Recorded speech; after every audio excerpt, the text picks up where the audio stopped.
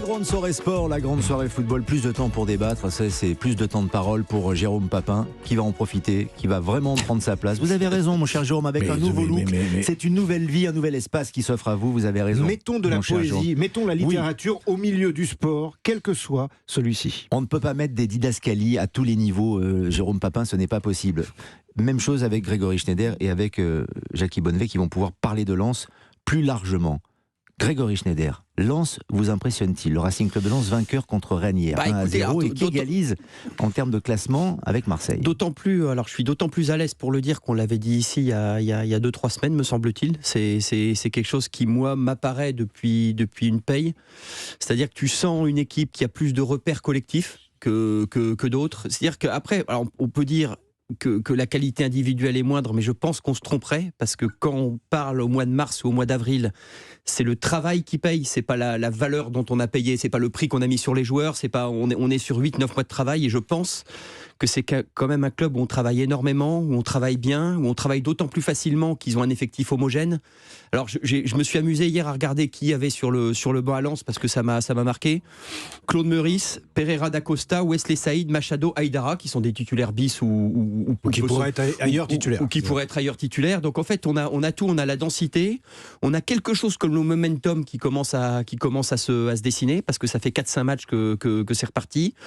On a des joueurs, alors en pleine explosion, on peut parler de Danso, on peut parler d'Openda, on a vraiment des joueurs, on peut parler de ce que fait Fulgini depuis 2-3 semaines, c'est stellaire. Donc on a quand même quelque chose qui se présente bien, et alors je vais faire un petit peu d'interprétation. Quand vous écoutez le coach parler ou que vous entendez les joueurs parler, il y a quelque chose en filigrane, un peu comme une forme invisible derrière le discours, qui vous dit qu'eux le sentent pas mal non plus. Puisqu'ils ont des repères techniques, ils ont des repères sur les choix de match, ils ont des repères par rapport à ce qu'ils voient, ils ont des repères par rapport à la vidéo, ils ont des repères... Écoutez, franchement, il y a quelque chose qui me dit que là-bas, d'autant que Tudor, enfin, on sent que Marseille est un petit peu dans le dur. Tudor, on en parlait ici avec Céline Géraud, a pas fait sa grande interview non plus dans l'équipe par hasard, c'est-à-dire qu'il a peut-être aussi quelque chose qui commence à moins sentir, donc il vend son projet. Et les appels du pied de la Juventus Turin ne sont pas complètement anodins. Vous savez, donc en gros, on sent que du côté de Marseille, il flaire le coup de mou, ou en tout cas il prépare. Il y a vraiment quelque chose qui se dessine. Écoutez, on le voit arriver à des kilomètres. La victoire de Lens, Jackie Bonnevet, hier à Rennes, c'est une victoire importante, c'est peut-être même un tournant de ce championnat, parce que profitant, Monaco a gagné aussi, il faut le préciser, à 3 points de Lens et de Marseille, mais profitant de ce faux pas de Marseille, le match nul contre Montpellier, les Lensois, à Rennes, avaient tout intérêt à ramener 3 points. Et ils l'ont fait. Ils l'ont fait, et ils le font régulièrement. Alors la différence de Marseille, c'est que les Lensois, eux, gagnent à la maison. Hein. Ils ont fait 14 matchs à domicile, ils en ont gagné 12, un nul, un perdu. Donc eux, ils sont extraordinaires à la maison, ce que n'arrive pas à faire l'Olympique de Marseille au Vélodrome.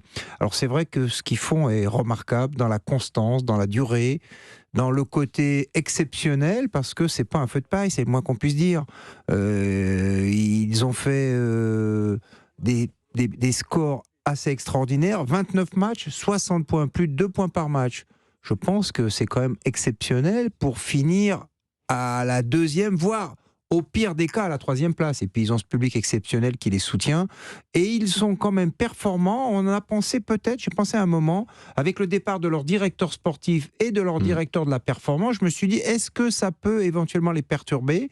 Apparemment non, et c'est tout à leur honneur. Et ils ont eu un petit coup de mou, c'est vrai, début janvier. Ils ont eu un petit coup de mou, mais ils ont résisté, ils sont toujours présents. C'est vrai. Votre sentiment, votre regard, Jérôme Papin, sur ce beau parcours, c'est une équipe qui a des valeurs en plus, le Racing Club de Lens. Ça, ce n'est pas pour vous déplaire. Oui, alors c'est le club qui porte ses valeurs, qui en a fait étendard, et ça on le savait, y compris quand ils sont en haut de l'affiche, comme quand ils luttent pour essayer de ne pas descendre.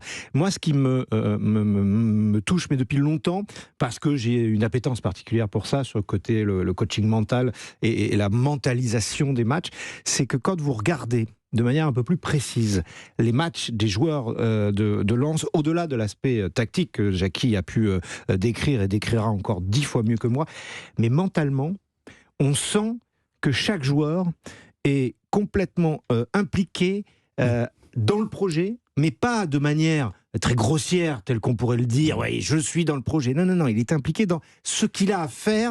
À un moment donné, voilà. C'est en gros, je joue pour le collectif joue pour moi. Ce n'est pas qu'un métier. Non. Pour eux. Ce n'est pas Non, qu'un métier. non, un c'est peu un sacerdoce ou un truc Ouais. comme ça, c'est ça Oui, qu'il veut c'est dire, je ça. crois. Oui, Ouais, c'est ouais. ça. Je joue pour le collectif joue pour moi. Et quand vous re-regardez les matchs de Lens, d'ailleurs, c'est bien pour ça qu'ils n'en sont qu'à 3 défaites, ce qui leur permettent aujourd'hui d'être ce postulant, plus que postulant d'ailleurs, à la 2e place qualificative directe pour la Ligue des Champions, c'est parce que ce collectif, l'individu s'est mué à l'intérieur de celui-ci, et non pas pour son bien personnel, mais pour le bien global. Alors, et pour ce Grégory Schneider. faire, il faut des repères collectifs en acier. Ah oui. Voilà, c'est quand même. Mentalement, Voilà, oui. il faut quand même avoir Oui. des repères émotionnels, il faut quand même avoir des Oui. repères techniques, il faut quand même avoir des repères physiques, il faut avoir quand même des. C'est-à-dire qu'on a effectivement l'impression, moi je trouve, d'un cadre. C'est pas la meilleure défense de Ligue 1 par hasard quand même. Enfin, je veux dire, tu peux Avec pas. des joueurs qui au départ, on pourrait imaginer que ça soit Gradit, Danso et Medina, on va dire c'est des bons joueurs, mais Oui. voilà, Sans- sans plus, sans- voilà.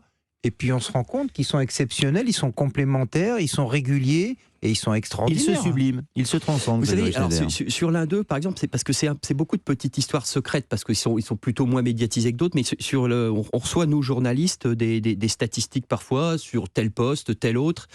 Et en fait, vous savez, ça marche par nuage. C'est-à-dire, vous avez un abscisse, Oui. une heure donnée, vous déplacez les joueurs sur le. Et il y avait le Un peu de joueur. géométrie maintenant. Voilà, non, mais- Théorème de Pythagore, Grégory Et Schneider.